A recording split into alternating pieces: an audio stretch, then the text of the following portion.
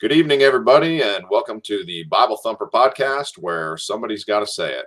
I'm your regular host, Patrick Hayes, and tonight joining me is my normal co host, Caleb Jenks. Please be sure to look at the QR codes on the screen. You can find our podcast on any podcast platform that's out there. We're on Google, Apple Podcasts, Spotify. We are on Audible, TuneIn Radio, and there's a couple others. Wherever you find a podcast, you can find us. So this evening, we are going to be talking about the home church. So good evening, Caleb. How are you doing this evening? I'm doing good. Good to be back on here again. Good. It's wonderful to have you. So, Caleb, are you even allowed to do a home church? Can you do that? You know, I've been asked that question. Yeah. What kind of a license do you need? Do you have to get a permit? Oh, yeah. No, we have a license application through the state of Colorado that is currently pending. We're waiting for our homosexual vegan, governor and his husband to approve it. So we'll see how that goes. So, Caleb, have you ever been a part of a home church? Well, I essentially grew up home churching, or I like to say we home church / no church. Sure. It was very unofficial. But okay. Yeah, I have been a part of and attended some home church Sunday services before, and was Friday it as night weird? services. Yeah, you've been to ours. Was it as weird as people are concerned it might be? I think for the most part, it typically is an intimate enough setting that sometimes it can feel a little bit intimidating going into it. It's kind of like, oh, what am I getting myself into? But Sure. For the most part, I've always been very comfortable. You sit down and you're in somebody's living room, and it's like the most really organic way to do church that I could ever think of. I've always enjoyed it. So. Yeah, but you did mention something. For a person that wants to just dip their toes in, it's not like you can just enter in the back door of the church and sit in the back row and no one sees you. And it's like, right. Yeah, if we're not into this, we can just get up and leave. You are kind of making a commitment, especially at our place. And Caleb, I am not kidding you. We start at 6:30 on the button exactly every single week. And my wife is always joking with me. She's like, well, we always have people showing up 5, 10, 15 minutes late. Why don't we just start it at 6:15? I'm like, well, then they'll be showing up at 6:30. So like I'm in the middle of praying, and when visitors show up late, which for the life of me just, blows me away. It's like, if anything, if I was going to be early to something, I would be early to a home church so I could be like, all right, where's the bathroom? Where do I sit? Is there coffee here? Right. Are we going to be handling live snakes and, beheading chickens during this voodoo seance? So I know which exit to run out of. You'd think folks would get there a little early so they could ease their way in. But I'm telling you, most of our visitors show up 5, 10, even 15 minutes late, and they'll knock on the door or just walk right in right while we're praying. And I feel bad for them. It's got to feel awkward for them, but I try to make it, oh, hey, how's it going? Nice to have you. Come on in. There's some coffee over there. And, there's still 30 pairs of eyes staring at them when they show up. So that is one thing. Can I say something about that before you move on from that? No, so please. I love the fact that we get on here to talk about your home church, and the very first thing you do is call out people that showed up late, because one time that I showed up to your home church, I was late. Benefit. Yeah, but you were traveling from another state, weren't you? Didn't you? Yeah, I looked it up to see if your home church was happening that night, and when I looked it up, I was 15 minutes away, and your home church had already started 10 minutes ago, and I was like, should we even go? And my wife was like, yeah, let's go. Yeah, and was it awkward? Did we make you feel as comfortable as possible walking in? You did a very good job of waiting to talk about me until the next Sunday after I was not present. You made me feel very comfortable to my face. Keep in mind, the reason I'm bringing this up is for the benefit of other people, because, personally, and we'll get to this a little later, I think everyone's going to be going to a home church here in the next 20 years. I don't know if that's going to be true or not, But I think, your normal Sunday morning big brick building with a steeple, those you're not going to, I think those are going to be going away pretty fast here. And hopefully I'll be wrong, but that's the level of religious persecution I'm expecting here in America. So if that's the case, and we're all going to be getting into home churches, I'm trying to say this for the benefit of those that are going to be visiting one. Show up 5 minutes early and get a cup of coffee. You'll thank me. Okay, so jump on in, man. Tell me your thoughts. What do you got as far as a question? Give it to me. Well, I guess my first question is, obviously you're doing home church. I'm not, so I'll be sending questions your way more than the other way. But what is the number? Why are you doing home church? What is the reason that you would think that the first reason when people think of, there's some people that never even heard of or thought of doing home church, because just like Walmart, when you need your bread or your milk or whatever, you go to the store to get that. When you need your religion, you go to the church to get that. So, yep. So yeah. Why are you doing home church rather than doing the regular institution thing? Okay. So number one, I just want to point out that Caleb already made mention of us not being a real church, right? Because when you need your religion, you go to church. you don't come to us. And I'm telling you, you're going to hear that so many times. You'll hear the term real church so often. And every time I just roll my eyes, I'm like, well, I'm not going to change anyone's mind about that. So a couple of reasons. The reason we started out in our home, and keep in mind, a couple of weeks ago, we had almost 40 people in our home. And it was literally standing room only. Like there were a couple folks that didn't have a seat that were like sitting on countertops and stuff. It was rough. So we bought some more fold out chairs. We moved some furniture around and our attendance just plummeted. So we haven't been busting at the seams anymore. But if we continue to, we are already looking into other options as far as how we can do this thing. The reason we started in our home was a couple of reasons. Number one, we didn't know if this thing was going to take off. So what do? Rent a space and buy some chairs and set up a pulpit? It's just the financial commitment to start a church, unless you're coming from a place where you have a sending church that is supporting you, especially financially, while you're trying to do this, it doesn't make a lot of sense. On top of that, it would require me to really give up my day job and kind of pursue growing this church as aggressively as possible to try to get the thing running so that we can generate enough income so that I could pay myself a salary. So what we did was we avoided two of the biggest line items in a budget of a church. And that is, number one, the pastor's salary, and number two, the rent or the mortgage payment for where you're going to meet. So we avoided those things, and we are just holding it in our home. And that was kind of the reason. Oh, here's another thing I got to say. Most pastors' salaries are way lower, especially when you're starting out, than what I think I could probably live on. We're a single income family of 8 people. We homeschool, so my wife has to stay home. So if we were going to start trying to make it on a pastor's salary of a brand new church, it would be pretty tight. Maybe my wife would have to go back to work. Our kids would have to go to public school, and I just wasn't willing to do that. So we were starting it this way to kind of see how it would grow and see what the next step was from there. So obviously you don't have convictions against meeting in a building. It's not like you're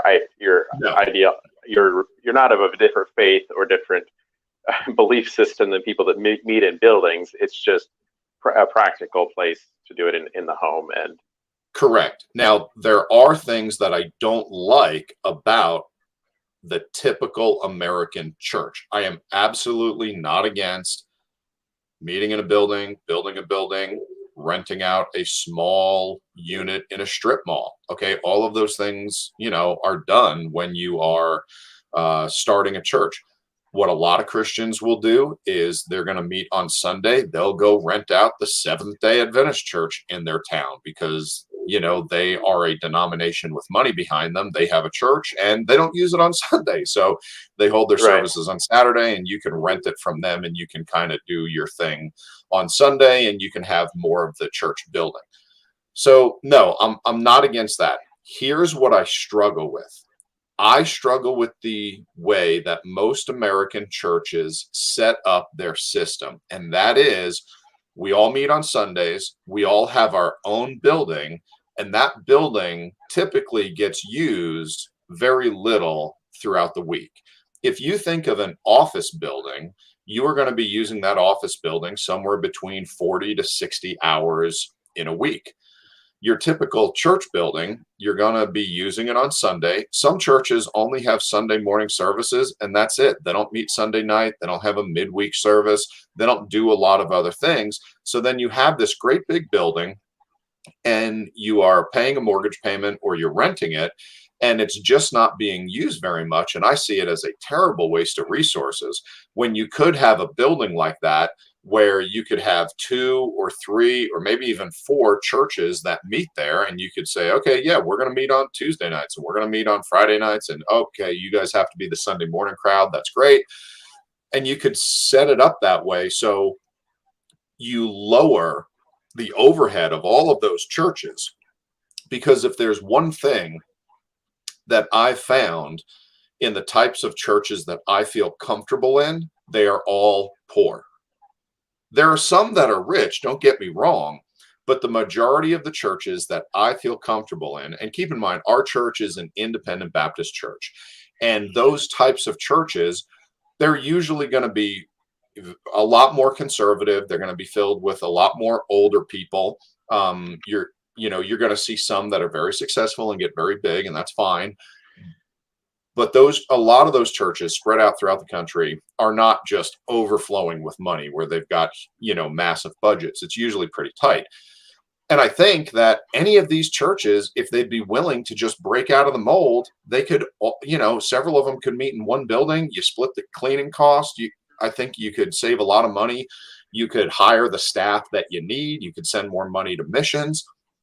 And Caleb, I see that as an issue that I personally believe we are all going to be standing before God answering for.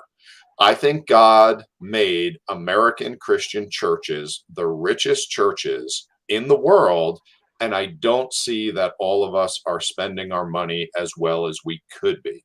I think we could be getting a lot more money being used for the ministries that we want to see grow, getting the gospel out, getting people saved, supporting missions. And instead, we fill up a building, we have to rent a bigger one. We fill up that building, we have to build a building. We fill up that building, we got to build a gymnasium now for the kids to play in. Then we got to build another building for a Bible Institute. There's just a lot of stuff, a lot of money that's going into the next level. And I see that it could be a little different. And I think we could do a lot better. And Caleb, that's not a popular opinion. You talk to most pastors, right? They don't want to do that. Just like people don't want to take out library books. They want to, buy their own. So it's practical. You're dealing with what the resources you already have, and it's practical. Yep. Yeah, no, that's good, because there are some home churches that meet because they believe that that's the only way to do church. It's their religious conviction not to attend church in a church building, and I find that to be kind of interesting road to go down. I understand why they're attracted to it, but you see in the early church, you see days where there was 3,000 souls that get saved, or times where it's small discipleship where you got one guy talking to his neighbor, kind of a thing. So I think that there's room to be gracious with different church styles. I was at Life Church this morning in Oklahoma, which is the other end of the spectrum from what you're doing. Oh yeah, that's about as far to the other side of the spectrum as we can get. Mega church on steroids, and it's the second time that I visited there, and I was thinking, the message was really, really good there this morning. Doctrinally, I have no issue, but it's not really my cup of tea. I prefer the smaller, more intimate setting. But I was thinking, like, God can use all different kinds of ministries for different people. Absolutely. And there's certainly nothing wrong with the mega churches. I usually am pretty hard on mega churches because I find them to be very impersonal. Like a lot of people don't know each other there. The home church is, I guarantee you know everyone that attends your home church on a first name basis, and they know everyone else on a first name basis. No, it's the truth. We all know each other. We all know each other's kids. You know, when I pray for everyone in my church, when I pray for our members, when I pray for everyone that comes and attends or visits, I know everybody personally. I talk to everybody every week. And Caleb, there's nothing wrong with, I don't know what constitutes a mega church. I don't know how many people you have to be a mega church. Let's say it's I'd say 1,000 people. Yeah. Okay, great. 1,000 people. There's nothing wrong with a mega church. There's nothing wrong with a half of a mega church. I would love to see, you know, our church grow. I mean, that would be wonderful. I will tell you this though, because people have brought this up. One of the things that I am concerned with, and I don't have experience with this, and I do need to talk to some other pastors about this. One of the things I'm concerned with is as soon as the church is growing and as soon as I have to stop working a job and just being the pastor of this church and nothing else, and I have to rely on a salary from the tithes and the offerings that we receive, one of the things I'm concerned about is all of a sudden I need to keep people in the pews. So right. My messages need to keep the people in the pews. Right now, I have no financial motivation for saying anything. I can preach whatever I want out of the Bible anytime, and I don't care if anyone doesn't like it. As a matter of fact, I got plenty of people in my church that don't like some of the messages that I preach. That's fine. It's between me and God. If they leave financially, we're not going to be hurting. It's not going to change anything. So I do like the idea that I'm not tied to anything and I'm not beholden to anyone. And I know plenty of pastors that I like the idea of that too, because I would hate to see my good friend go broke. Yeah, no kidding. You definitely, I mean, I think that you can have large churches that are successful that do stick to the truth. Absolutely. And are fundamental. But I've been to several of them. Yeah, I've been to them. They're great. They stick to the stuff. They don't budge on their convictions, you know, and they are big and they have lots of money moving through the church, and the pastor doesn't care a bit. And God bless those guys for doing that. That's wonderful. I'm not saying that any pastor that's taking a salary is a sellout. That's not what I'm saying. No, I don't want to be tempted to personally sell out. Right. That's what I'm saying. Well, yeah. So I'm sure that you do have that. You do have some that are that way. But I would say by and large, the mega churches are going to probably be the best place that you would find the pastors that Jesus refers to as tickling itching ears. Mm-hmm. And that's what you're referring to there. If you're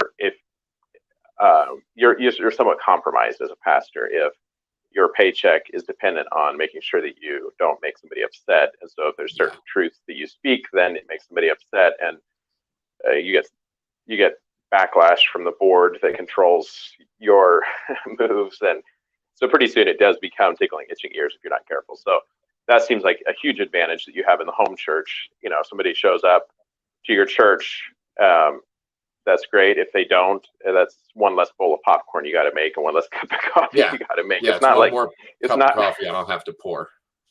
It's not like you're, financially benefiting from them being there. So that's, and I personally am a huge fan of small churches, and a lot of big churches. If you look at successful large churches, they're all implementing kind of a version of home church where they're doing cell groups. They break it up. You got it. so you still get the home church discipleship type thing going on through the week, and I think that's really important. And if you talk to my friends that are in those churches that break up and meet in people's homes throughout the week, all of my friends in those churches tell me that is their favorite part of their church. It's meeting at home and studying the Bible with a small group of Christians. That's what they find the most enjoyable. Right. So So I guess it's practical, and it has the advantage of not being compromised. Nobody's breathing down your neck telling you what to preach, because you have the freedom to preach what you feel. Oh no, is no. I have people telling me what to preach. I just don't care. Don't get me wrong. Even in a small church like ours, I have people telling me what to do. I just don't listen to them. Okay. That's the difference. So, as soon as they understand that, they will leave once they accept the fact that they're not going to get me to change, and then they won't be an issue anymore. You should just tag some people in this post, it sounds like. So that brings me to the next point then, which is, in my experience in home churches, so I've been in a number of different, I would say the whole range of home church spectrum that I've been in, I would say is always kind of the fringe of radical Christianity. Sure. It's never kind of the mediocre. It's never vanilla. Yeah. And so it tends to attract a lot of people that are kind of, nut jobs for Jesus, so to speak, because they don't fit in anywhere else. So that's one of the advantages that I see to a larger church, where people come and they kind of accept, this is how we do church here. This is how they do church. And either I tolerate it and I sit in the pew and I am able to hear the word of God here, or I don't and I go somewhere else. Sure. And so when people go somewhere else over and over again until they can't find anywhere else to go, then they're tempted at that point to try, hey, why don't we try a home church or a smaller church?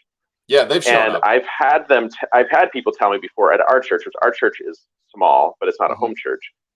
It used to be smaller than it is now, but I've had people tell me, well, the reason that I'm at this church is because I feel like it's a place that I can be heard and make an impact and make a difference.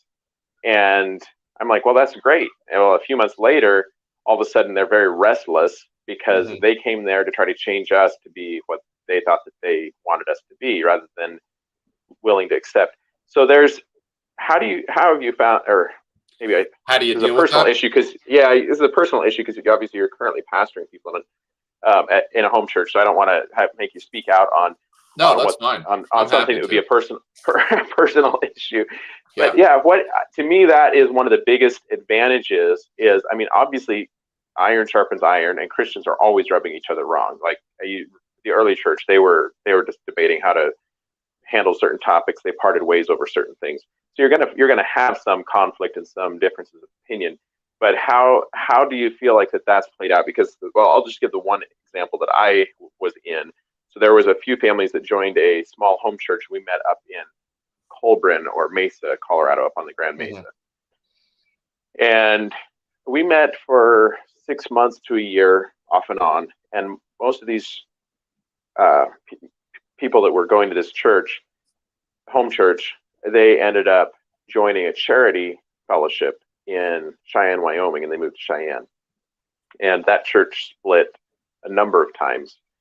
And it didn't really surprise me, because the reason that a lot of these people were attracted to that church is because they were kind of fed up with what they were seeing happening in other churches. They were trying to do the home church thing on their own. It was kind of, I don't know if I should say an eclectic bunch, but they were very unique, I would say very fundamental, very conservative, very committed to their faith. They were baptizing people in the lakes up on Grand Mesa. They were just like it seemed like very genuine, authentic, raw kind of Christianity. I really enjoyed we open up a hymnal and sing hymns and have prayer together. And it was church in its purest form, but there was obviously these were kind of Christians that were out on this new Wild West frontier of, hey, we're out of the mega church and we're ready to go try something new. So then they ended up joining a church, the charity church, is a split. They're people that leave the Mennonite or Amish church and they homeschool their kids, and they're notorious for, they have men's meetings in the churches where the men get together and make decisions and bicker and fight, and the women aren't there to help tame the men. And next thing you know, the church is splitting over small issues. And so that's the kind of and then of course I've been in the Messianic Jewish congregations, and those are notorious for people that are critical thinkers and are very opinionated about their beliefs, and nonconformist, homeschool type people. Again, kind of the radical fringe of Christianity there as well, where you have a lot of room for, 1,000 different directions that 100 people are going in, because each person has 10 different directions they might go in. Mm-hmm. And so, yeah, that's kind of been my biggest problem with it, is just lack of, like, it's hard to have good leadership in home church where you have a sense of vision for the church and sense of direction, and you have any sort of, I don't mean that everybody has to conform or be uniform, but it seems like it's just kind of a breeding ground for chaos and dissension if you're not careful. And I'm sure it can be done well and done right. Okay, so what's your question? Have you experienced that, or have you seen that to be? Can you relate to that, or what? How do you think you can avoid that, or keep from that becoming an issue? Okay, so a couple of things. Caleb, do you identify with a particular political party? Yes. Okay, what is that? Okay. Have you ever listened to libertarians? Mm-hmm. Okay, have you ever listened to several libertarians that right? Are, none of them can agree on it. You got it. Okay. So libertarians, when you get them together, it's one of my favorite groups to listen to bicker and argue back and forth. And it's the reason they're never going to get too far is because they can't see past a single issue. So in the same way, you're going to have that potential problem in a home church, because some people, I can tell you, you're going to have some people show up that weren't able to make it anywhere else. And that's why they land at your doorstep. So for me, there are a couple things. Number one, you have to have strong male leadership in the church. And it's one of the benefits of having a strong pastor, because he can help lead and guide where the church is going, give a vision, and make it known that this is the direction we're going. And if you don't like it, that's okay. God bless you. But this is the direction we're going. And people are going to give up and leave. They might try to change it. They might try to force stuff, but they're going to get frustrated because, what you're saying is not what we believe. This is what we believe. We have a doctrinal statement. I'm the pastor. That's the end of it. That's the benefit of having a strong pastor and strong male leadership that's unified in the church. With that being said, I don't see that a small church or a large church or a very large church is going to have much in the way of differences with the people that they're going to be dealing with. They're going to have some great people, and they're going to have some knuckleheads. They're going to have some very loving, kind, loyal, helpful people, and they're going to have some people that are just troublemakers. I will tell you this. My favorite groups of people to deal with are, number one, brand new Christians. I love brand new Christians. I love injured and damaged Christians. They got hurt somewhere else at another church, and now they're at my house. I love Christians that have been raised in church, kind of got away from it, got in trouble, made a little bit of a mess of their lives, and now they're coming back. I love all of those groups, and I work really, really, really well with all of those groups. I love Christians who tell me, I just haven't been fed at my church in 20 years. Do you know I've had people tell me that? 20 years. The first question that comes to my mind is, why are you still there? Leave that place. If you haven't been fed in 20 years, get out of there. And if you don't want to join my church, fine, but find one that can, feed you the Bible. Right. All of these groups I love dearly and I work well with. You want to know the group that I don't work well with? It's the same group that your church doesn't work well with. It's the same group that every pastor doesn't work well with. It's the Christian that shows up that knows everything. And honestly, the only piece of advice that this group ever needs to hear is, why haven't you started your own church yet? You obviously know everything. Go start a church.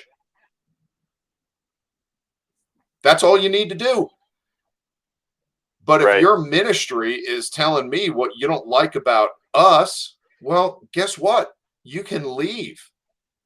It's the same thing that you hear conservative pundits always talk to, you know, loudmouth, fat, obnoxious idiots like Rosie O'Donnell about. You know, I hate America, and if Donald Trump gets elected, I'm leaving. I'll buy you a ticket. Okay? I'll buy every loudmouth, idiot, liberal a ticket when Donald Trump gets elected in 2024. If you're, you know, saying, well, I'll just leave, great. It's the same thing when the Christian that knows everything shows up at your little church and they're like, well, if you don't get this changed, I'm thinking of going to this other church. Great, I'll buy you the bus fare. Right. You know what? So those folks are never going to make it anywhere. They're just not. They can't, because they're discontent no matter where they go, because it's not just exactly the way they want it. All right, well, guess what? It's not going to be the way you want it here either, unfortunately. But people have to learn this, and they have to understand this. The pastor cannot change the church to make everybody happy. Caleb, do you know what a camel is? A camel is a horse designed by a committee. You give a committee the task of designing a horse, they come up with a camel. That's the joke. Because they can't agree on anything, and it comes off looking like this weird thing that's like, well, it kind of looks a little bit like a horse, but it's not. That's what you have if a pastor is going to try to make everybody happy that shows up and puts a notice in the suggestion box. And by the way, they don't. Because the suggestion box is in the pastor's office, and it's round and it's black and it's made of plastic. Okay. And that's where all the suggestions go. Yeah. Okay. And I joke about that because you can't make your church try to make everybody happy. It's impossible. So you have to have a doctrinal statement. You have to have a vision. You have to go before the church and share that vision. And then people are going to get on that bus, or they're not. What you hope for is that the people that are not are going to recognize it themselves and decide not to even get on the bus, but to find another place. Does that help? Did that answer the question? Yeah. I had fun talking about it, even if it didn't. So. Yeah, no, that's always been a concern of mine. And I've never been personally involved in a really bad home church situation. I've heard of quite a few that didn't last very long, I guess. And when I heard about the details, like, yeah, that doesn't surprise me. When I visited, it seemed like that was kind of the direction we were headed, is like everybody was kind of going in their own direction and there's no leadership. And it's interesting because, that I've got another question about that as far as leadership. So you brought that up, and jump on in, give it to me. The difference when you're meeting in a church building, I guess, or you go to a place where it's like, and like I said, maybe some people show up to a home church because they're like, well, maybe I can influence them here because they're home church, you know. But when you if I go and visit somebody else's church, and it's an established church, I walk in and they have the church leadership is visible. There's a pastor, and they've got their mission statement, their statement of faith, their church name on the sign out front. You kind of assume these guys they're kind of set in a direction. That's where they're going, and you kind of can get on board with them. Or if you don't care for that direction, you move on, like you said. And that really should be the same type of thing with a home church, where there is a clear direction. Sure. Yeah. So obviously, you guys have a statement of faith. You have a doctrinal statement. Doctrinal statement. Okay. Yep. What we believe. Here you go. So that's obviously an important part of having some sort of unified vision for the church is that. And some of the home churches that I went to, I don't believe they'd ever sat down and said, hey, what do we adopt as our doctrinal statement? It was like, well, I believe this and he believes that. And there was no, we believe this. It was sure. So you're going to have a mess. Right. Yeah. You want to have a doctrinal statement, and you want anyone that wants to join your church to read it and tell you, I agree with this. I understand that by joining this church, I am saying that I agree with this. Right. That's the whole idea. That's part of church membership. They know what they're signing up for. You got it. It's like, okay, I'm not a member of PETA. Why? Right. Because I eat meat. I don't agree with their statement. I am a member of the NRA. Why? Because I agree with what they're trying to do. So that's the idea. So having that doctrinal statement and making people read it before they join your church is great. To be honest with you, it wouldn't be a bad idea to have your doctrinal statement and have people, have a line for their name and date so they can sign it, when they join your church. And they say, no, I agree with that. So it's like, great. Okay. So later, if you bring up an issue that's written down in there, I can show you your statement and be like, well, look, you said you agree with it. It's okay if you don't, but understand that we're not changing it. You don't have to agree with this to come to our church. And if you want to be a member, you don't have to agree with our doctrinal statement, but you do have to understand that that's what we believe. And that's what we're going to be teaching. Go ahead. So what's your next question? So your church is pretty young. I mean, you guys have been meeting for a few years, right? I mean, I guess it started off as a Bible study then home church. But I attended a Bible study there probably 3 or 4 years ago, I'm thinking. At your house. And then I attended your church probably a year or so ago, I guess now. So to me, it doesn't seem like there's a lot of room for much sort of difference in direction when you're simply just preaching the gospel. When I attended your church, when I attended your church, it consisted of, we sat down, you opened the Bible, you taught a Bible lesson. Did we sing a song or two and had some prayer? Or I don't even know if we sang. I can't remember. Yeah, depends on some snacks. When it was. Yeah. Yeah, had some snacks and some fellowship. So there's larger churches, like you mentioned, they end up, obviously over time, they end up having a lot of different organizations and ministries. So that would, I guess, simplify if you're literally just meeting together and worshiping and reading the Bible and preaching and praying. There's not like a lot to sit down and fight over or have to have board meetings over or whatever. But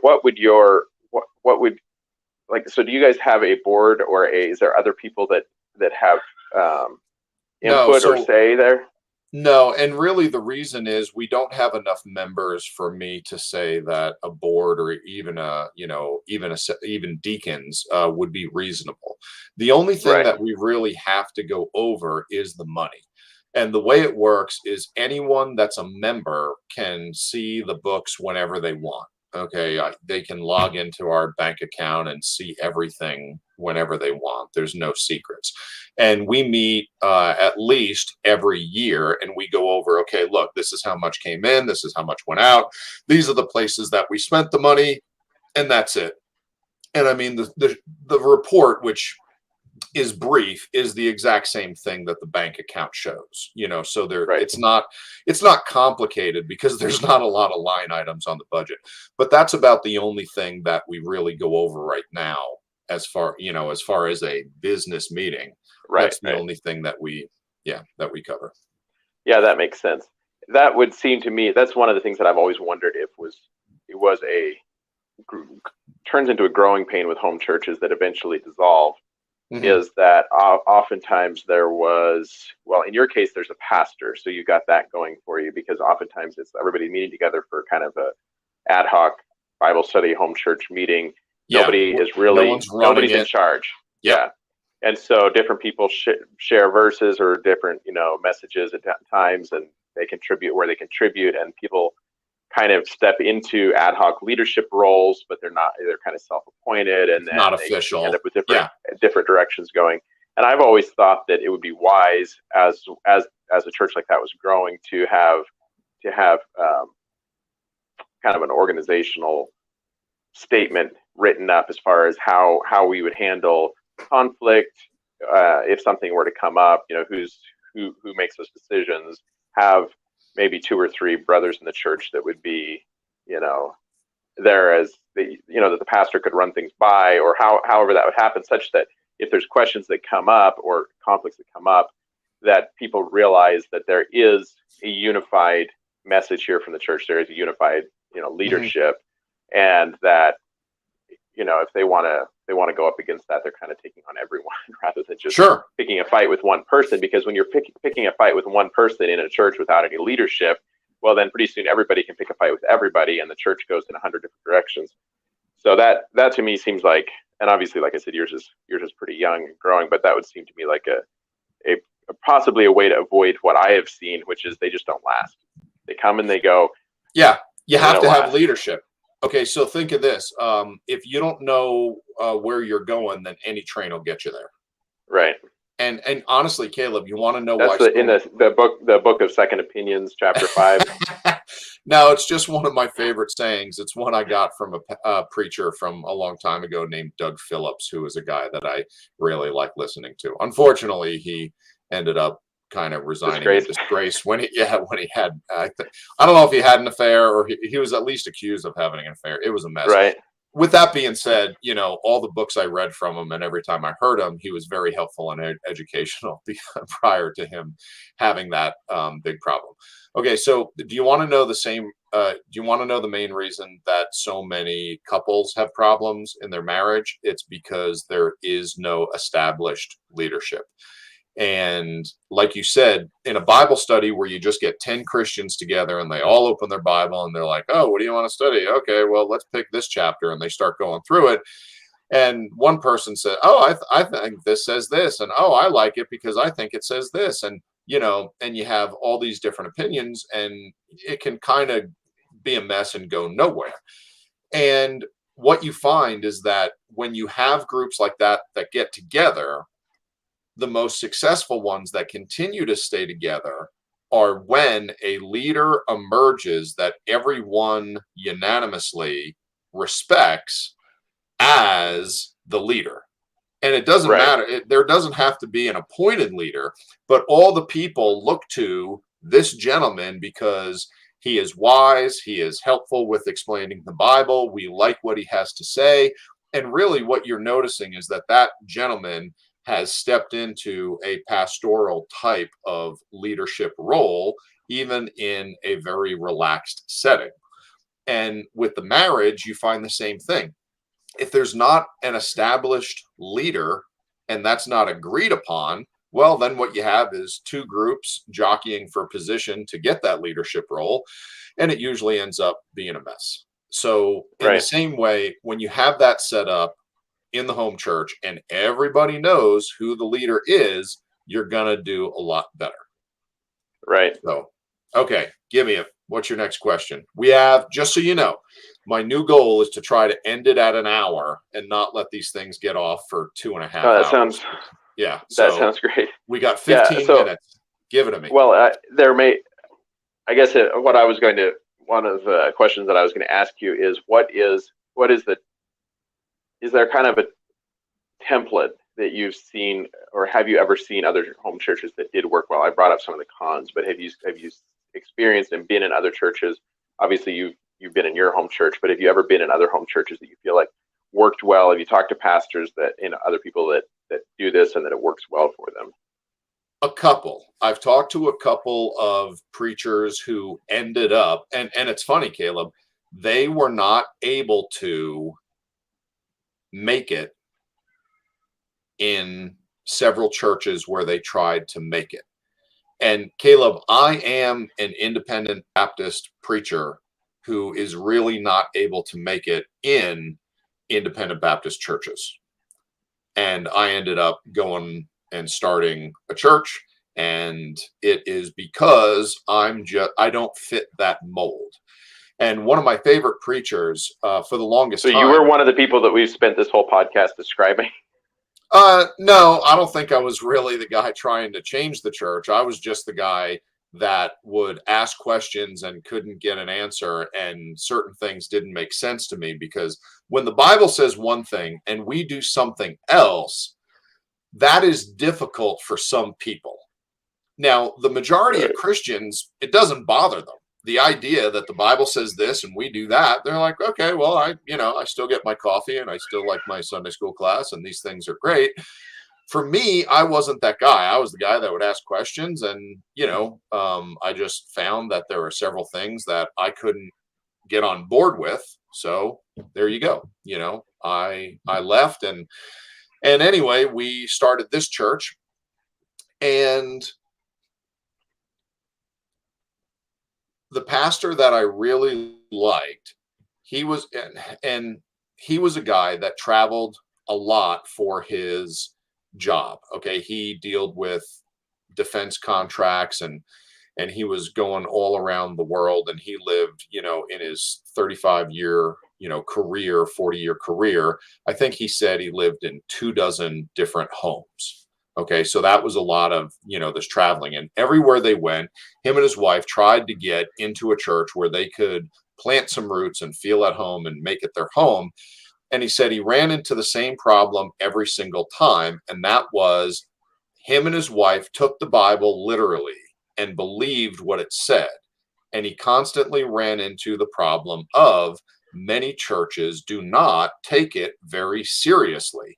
So they always found themselves in an uncomfortable position of being in a group where, the Bible was really not taken that seriously. So they ended up, when he retired, they found a group of like-minded individuals, and they found a pastor that would come and meet in their home, and they met every Friday night, and they would get a Bible lesson, and they had, a little church that they did in their home. And they said they loved it. They said it was something they looked forward to, and it was wonderful, and for them, they weren't, necessarily looking for the thing to grow and outgrow their home. They were just looking for a place where they could be fed and they could all grow together. And they really liked it. And they were also quite a bit later on in age. So I've talked to a couple of pastors who have done this. There are a couple good books on home churches. And with that being said, Caleb, there are Bible colleges and seminaries all over this country, and you can go to them and you can try to learn how to be a pastor and start a church and run a good church.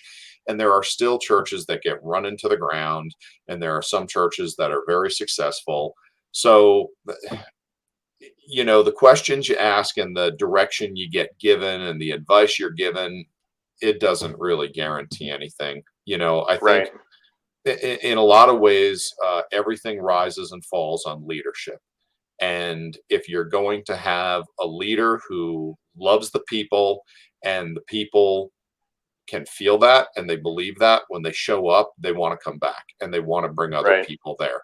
And if you don't have that, then, you're going to struggle. I mean, that's absolute number one. That's the foundation. The people have to feel loved when they show up. If they don't, right. I don't care what else you implement, you're going to struggle. Yeah, no, I think it would probably almost be impossible not to have that personal aspect of the relationship and love in a home church setting, because it's not like you can show up to church and avoid the people you don't get along with.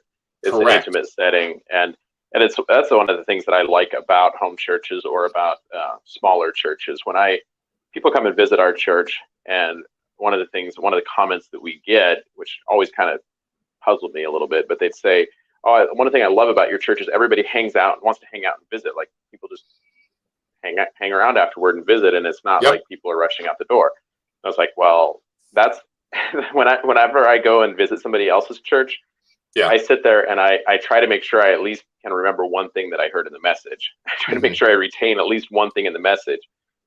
But after the message is over, that's when church begins in a lot of ways. As far as the fellowship, that's when you can start having discussions with other Christians, and you can pray with one another. And it's sometimes it's more the informal church that happens. I mean, right now we're up in Oklahoma. We rented a house on Airbnb. We came up for a baby shower, and we had a bunch of friends from our church that came up here to this baby shower, because this couple that's up here, they used to attend our church. They were members there. They moved to Oklahoma. So we came up for this baby shower. Well, we hung out the last few days, or yesterday and today, I guess, and hanging around a house. We all hung out here at the Airbnb, and hanging out here at the house and grilling burgers and we had brunch here today after church. We had a better fellowship here than we did. We went to a mega church this morning, but then we came here for brunch after church, and we sat on the front porch and we discussed scriptures. And the neighbor came over, who was a Seventh-day Adventist, that was telling us, because he smelled the bacon wafting over the front yard over where he was picking the flower or the weeds out of his flower beds, and he was telling us, you guys do realize that eating bacon is worse for your health than drinking and smoking, don't you? And he's like, I was in church last night. Our church preaches a really strong health message, and I was like, oh, you're Seventh-day Adventist, aren't you? And he's like, yeah. How do you know? Yeah. Anyway, so then of course we visited with him for a little bit, and then he left, and we got to discussing more, church stuff. And that's where I think it can get lost. That's the value in small groups, and the value in actually doing more intimate, informal churches. Church becomes so formal that you listen to somebody do their 30-45 minute monologue. You listen to the pre-programmed songs that they play every Sunday. Everybody gets up and they walk out. And if you're missing the interaction where you're actually able to challenge each other and have Bible study or discuss God's word, then you're really missing church. I've had some friends that quit going to church, especially during the pandemic, and they were just live streaming church online. So I'm like, yeah. Don't tell me you're going to church. You're watching a show on the internet. Mm-hmm. That's not church. And I mean, for some people, if you're bedridden and that's the best you can do, then by all means, stream church into your deathbed if that's what you want to do. But that's not church. Mm-hmm. Sitting there watching church on a screen isn't church. Showing up to church and listening to somebody give a monologue from the pulpit and then leaving church and not having fellowship, that's not really church. To me, doing church is where, I mean, that's a portion of church, but really the gathering together and breaking of bread. When Jesus was breaking bread with his disciples, and he said, as often as you do this, do it in remembrance of me. I think he was referring to getting together and gathering around the table there at Passover. To me, that's what communion is breaking bread together and having fellowship. So I think that a home church in a lot of ways is the most ideal church setting that there could be if it can be done right. One thing that I dislike is people that say, well, you don't need to go to church to be a Christian, kind of a thing. Oh, don't get me started. I mean, I've heard that many, many times. People are burnt out on church. Oh, I'm a Christian, but I don't go to church. Mm-hmm.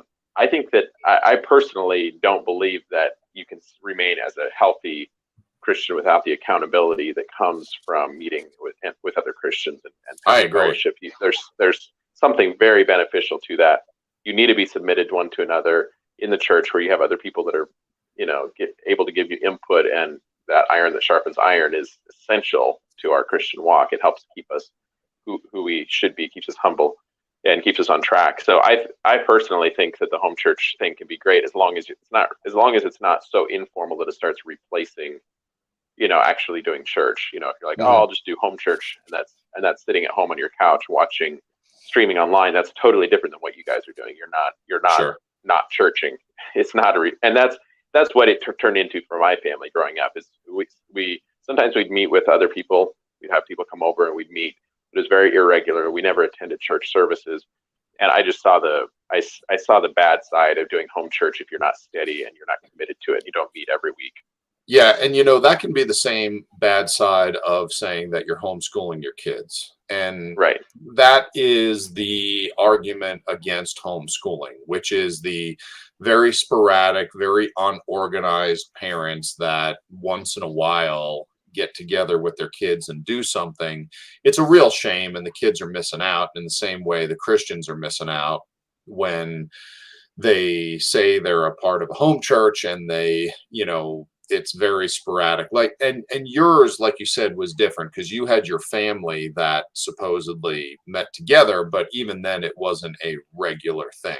Right. Whereas for us, you show up at our house on 6:30 every Friday night. There is coffee and there are snacks and the chairs are set up and we got the Bible out and there's a whiteboard with a bunch of verses written down, and I stand behind a pulpit and I got my laptop open, my message is there, and your suit and tie. Yeah, well, I wear a shirt and tie and you're never going to catch me teaching the Bible without a shirt and tie. I mean, if I go out on the, unless you're on our podcast.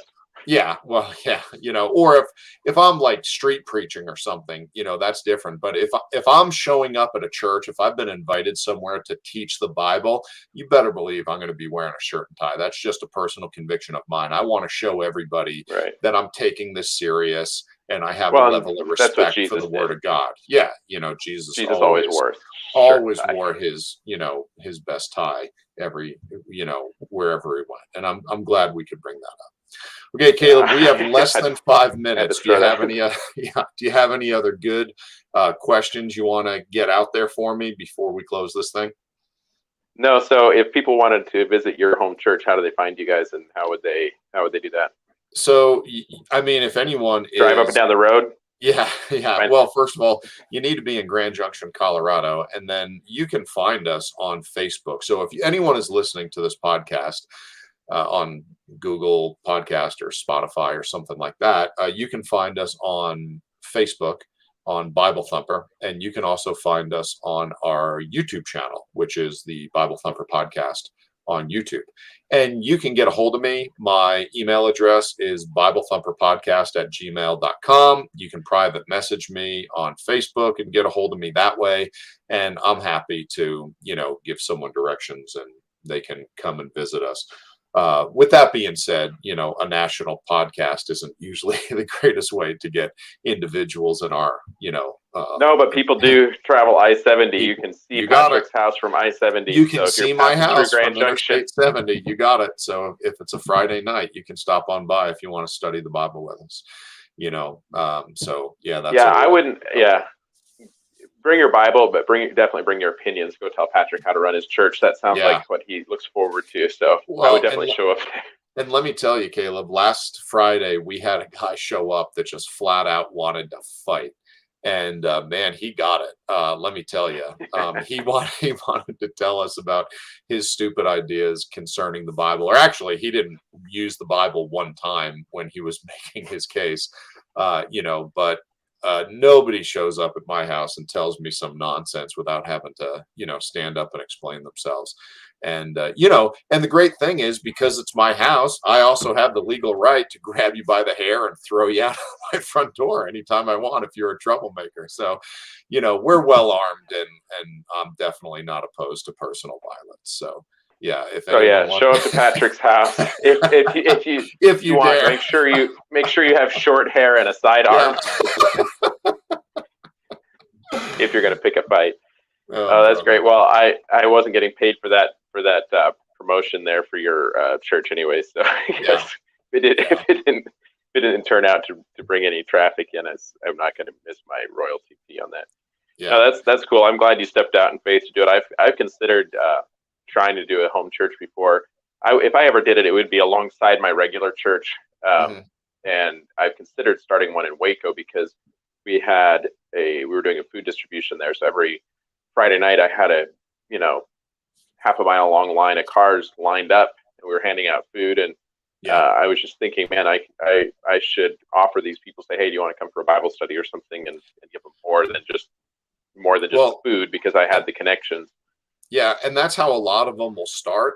And honestly, Caleb, the people that I like that show up are the brand new Christians that I meet and I give the gospel to, and I tell them about Jesus, and I ask them if they want to come over, and study the Bible. We meet on Friday nights, and those are the best people to get. Those are the ones that respond well. Those are the ones that have a good time. That's always been the best.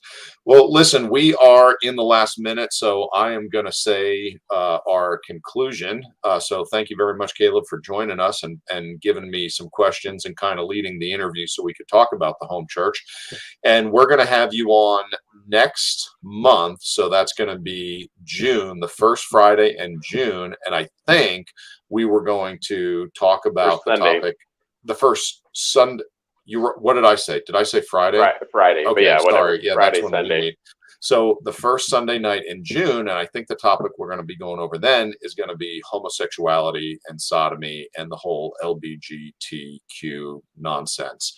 And we're going to attack that from a biblical perspective and a pragmatic and logical perspective. And it is going to be fun and piss some folks off. So get ready for that. So thank you, everybody, for joining us here on Bible Thumper, where somebody's got to say it. Be sure to check us out on Google Podcasts, Spotify, Apple Podcasts, TuneIn Radio.